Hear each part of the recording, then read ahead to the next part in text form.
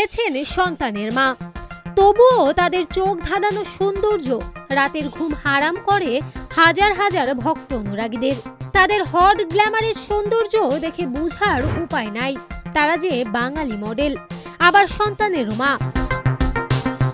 আজ জানবো সেসব বাংলাদেশি মডেলদের কথা যারা বিয়ে করে সন্তান জন্ম দিয়েও নিজেদের গ্ল্যামারেস ধরে রেখেছেন এখন পর্যন্ত।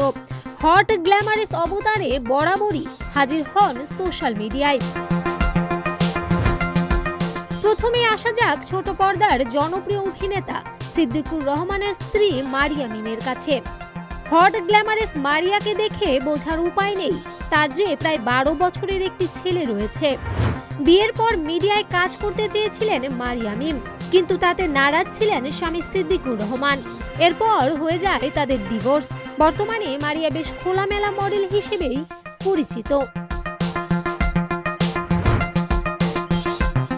আরেক মডেল ও অভিনেত্রী পিয়া জান্নাতুল। দেশের প্রথম বিকিনি মডেল হিসেবে পরিচিত পিয়া, যিনি একজন মডেল, আইনজীবী এবং এক সন্তানের মা। কিছুদিন আগেও নিজের সুন্দর হাসির জন্য ভাইরাল হয়েছিলেন পিয়া জান্নাতুল, আর তখনই তিনি বলেন, আমি কিন্তু এক সন্তানের মা।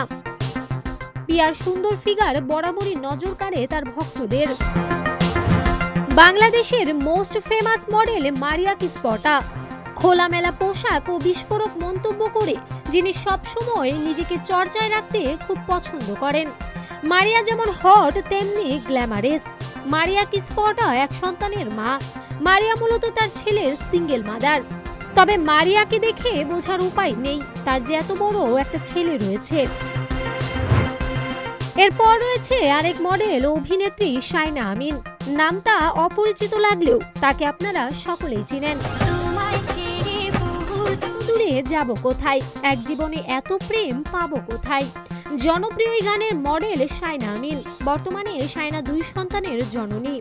তার স্নিগ্ধ সৌন্দর্য দেখে বোঝার উপায় নেই তার যে 2টি সন্তান রয়েছে।